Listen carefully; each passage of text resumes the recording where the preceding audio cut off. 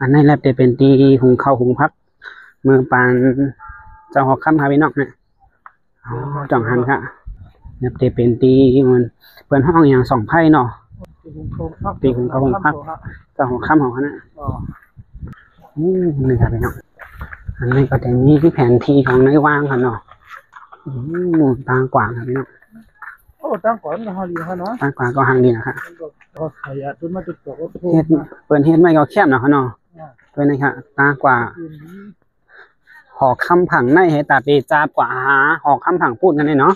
แต่เป็นตีอยู่ตีเศร้าจะหอกคำเขาเฮ็ดไว้เขาขาดีกอดด้วยแล้วจะดีกอดด้วยจะหอแล้วนี่นะครับว่าเอาพาดีกอดด้วยดีพูดนะเนี่ยตางกว่าก็แคบนะครับพี่น้องสายยาดีนะคะปานกูบอกได้เด็กขี่มากก็แกก่อนนี่เนาะมาที่ลงมาเร็วๆโอ้ตางกว่าแคบนะครับพี่น้องด้านนี้เดี๋ยวเขาปล่อยมือนี่ครับพี่น้องนะครับเนาะเดี๋ยวแม่มาเองเลยมาครับนะครับพี่น้องมาเลยจ้ามันครับสภาวะแคบนะครับพี่น้องนะครับตางคืนก็แต่มีตาก้นหลงลูกอ่อนเนี่ยเขาเฮ็ดไว้แน่นอนอันนั้นจะเป็น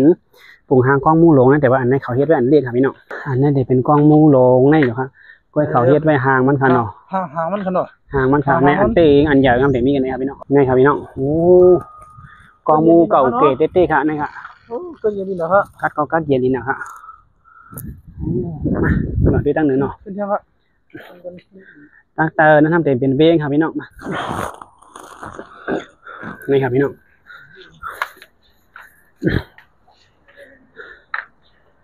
ตั้งเตอร์ทำเป็นเว้งเป็นเสียงรถเสียงก้าหมดกันเนาะนี่ครับโอ้เว้งก็ห่างดีนะครับนี่ครับยาแสนมาลูก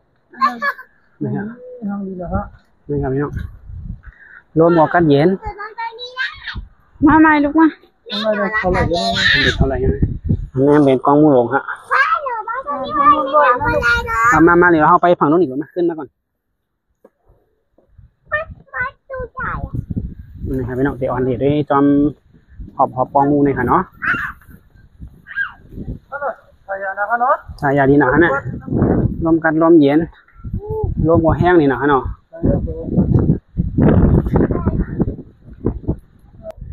นี่ครับพี่น้องสายอย่างนี้นะคะร่มพอร่มนี่นะคะร่มในกัดดินนี่เนาะนี่ครับโอ้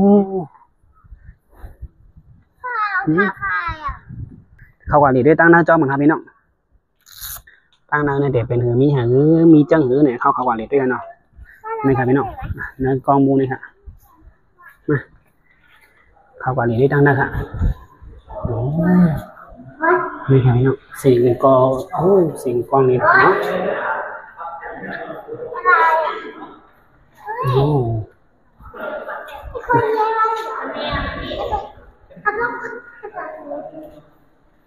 มาทางไหนลูกนี่ค่ะทางนี้เราเข้มนะครับพี่น้องมาก่อนมาทางนี้ก่อน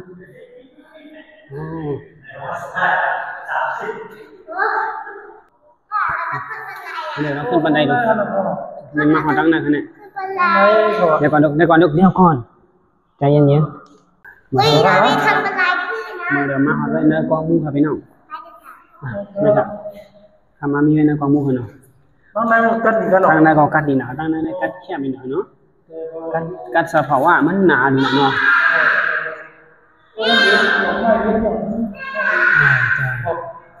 ไม่ขอว่าไม่ให้เรียกเขาเดี๋ยวไม่ให้เรามากัดเย็นดีหน่อยแต่แม่หายไปไหนแม่อยู่ไหนเดี๋ยวเราขึ้นไปข้างบนอีกนะโอเคพอเราขึ้นไปข้างบนมาเอาขึ้นได้ตั้งเหนือลูกเนี่ยจะมาคนได้ทางสร้างครับมาเด็กขึ้นหน่อยให้ตั้งเหนือเลยครับพี่น้องมาไปลงนะระวังให้ลงระวังนะอันนี้ยิงอัลโลเหมือนสงครามเมื่อเดี๋ยวออกมาแข่งตั้งเหนือครับนี่ครับพี่น้องตั้งหลังนี่ก็จะเป็นเว้งครับพี่น้องเนาะนี่ครับห่างนี้นะครับสายยากัดเย็นครับพี่น้องห่างนี้นะครับเนี่ยสายยา หมู่หันหน้าเวงนี่นะคะเนาะนี่นะ เดี๋ยวเขา นี่ครับพี่น้องนี่ครับทางพุ่นก็มีก้นกว่าเหล็กครับพี่น้องนะ เจอเขา โอ้จองอันนี้ ดี นี่ครับ พยาด้วยดีครับพี่น้องด้วยดีครับ ไว้ดีๆครับมาเล่นมาเล่นกันด้วยครับพี่น้อง เดี๋ยวเนาะมาดีมา จ้า มีใจมุนชื่อใจก็ใจเย็นนะครับมาดีทั้งนั้น ตั้งตาพุ่นก็เหมือนมีกองมูจังไหนแถวเนาะขาวๆนั่นนะ อ๋อใช่ครับ ไกลๆทำไมเขาขึ้นคนอ่ะ ใช่ลูก ทำไมเขาขึ้นคนบนได้ด้วยอ่ะ ไม่ได้สิเดี๋ยวพ่อพาไปดูเนาะ พ่อถ้าไปดูปลาสีขาวๆเนาะ ครับ พ่อปลาตัวนี้มันกลายมากเลยอ่ะ ฮัลโหลนายครับพี่น้องคำพองเอาตึกไปมากก็แค่ต่างๆนี่ฮะเนี่ยไปเอาก่อนด้วยแล้วเนี่ย ยีราฟบอกว่าเพิ่มเนาะ ตึกเลย1 โมงใช่ไหมก็ยังไงผ่อนลงนั่นน่ะหรออันนี้ตั้งลงค่ะพี่น้องเนาะนี่ค่ะการลงคำก็ฮะเนี่ยลงกว่าลงกว่าเจ้าแม่ที่ลงกว่าขึ้นเอาค่ะเนี่ย ลูกกว่าจะพี่เขาเนาะ ที่ลงกว่าดังปุ่นแทงคานี่ มาครับมาครับลูกกว่าจะ ลงกว่าเจ้าโอเคจนด้วยจอมกันครับพี่น้อง เอาครับ นี่ครับพี่น้องการเข้าก่อนเนอะฮูนี่ค่ะนี่ อ๋อเจ้าเขาว่า นี่ค่ะเขาเฮ็ดเป็นจั่นไว้เนาะนี่ค่ะวัดผ้าแก้วน้อย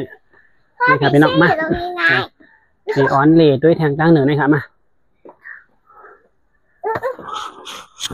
ค่ะตีก่อนเลดด้วยตั้งเหนือจ้อมกันครับพี่น้องเนาะนี่ครับพี่น้องเนาะกองงูแหลงๆที่เขาขาวามือไกลครับพี่น้องมาหัวแล้วค่ะนี่ค่ะโอ้ห่างดีนะครับ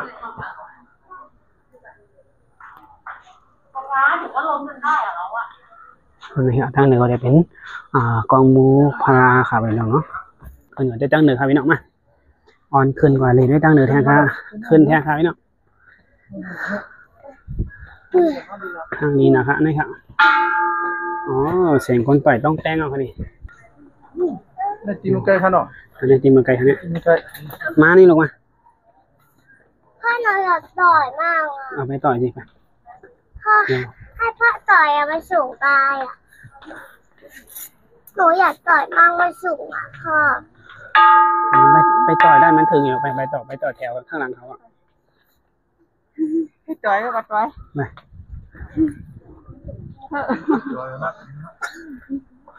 ให้พ่อพูดอะให้พ่อ ให้แม่อุ้ม มันสูงไป ไม่อุ้มให้ เออ จะให้ป้าเด็ดต่อยกัน ยันช่วยกูช่วย อ๋อเนื้อกองมูเหลียงก็มีพลานั่นเนาะ อ๋อเจ้าครับ กองมูเหลียงนั่นหมายมันตีป่องอีหยังเนาะ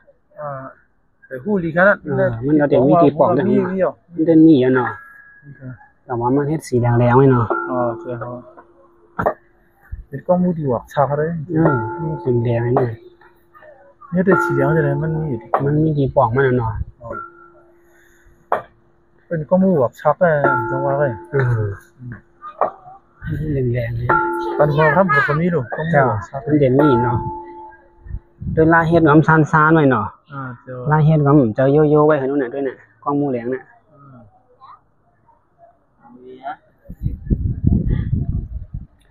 ไปต่อยที่ลูกไป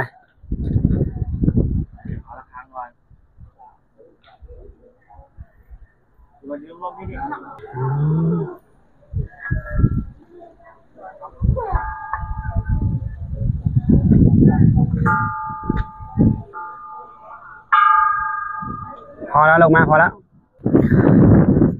มาส่งคามาส่งตั้งเสียงคาเนาะพี่น้องเมื่อนั้นก็มาฮอตมามีไว้ตีเขาวางเลยแต่เป็นกล้องหมูเก่าเนี่ยวางหอคำเก่าค่ะพี่น้องเนาะมาอยู่ตั้งเนินในเหตุต้วยลงตั้งแต่หันเว้งหันอย่างหันดีนะครับพี่น้องห้างดีนะครับขึ้นมาเลมาเรียนด้วยค่ะพี่น้องสังบานก็หน่อยเคยมาเรียนก็มาด้วยกันเนาะมันตีอยู่ในจังหวัดเพชรบุรีค่ะพี่น้องเนาะนี่ครับตีอ่อนพี่น้องคาเรียนด้วยเขาครับค่ะในทางหลังคาเรียนเป็นเว้งค่ะเนาะลมบ่แห้งลมบ่ทูดีนะครับนี่ครับตั้งในจะเป็นกล้องมูแดงๆให้ขนาดพี่น้องเนาะนี่ ทางนี้นะครับพี่น้องรวมกับกระเจียนนี่นะครับนี่ครับปั่นตัวหอบๆไปเหล่มาเลนมาตัวจอบกันครับพี่น้องเนาะนี่ครับพี่น้องตั้งหลังมันก็เป็นตีเฮาคาขึ้นมาเมืองไกลค่ะเนาะอ๋อนี่ค่ะได้เป็นบ้างหอคำเก่าตีเมืองไกลครับพี่น้องที่เขาบอกไว้พลาตั้งนานนี่ครับพี่น้องเนาะ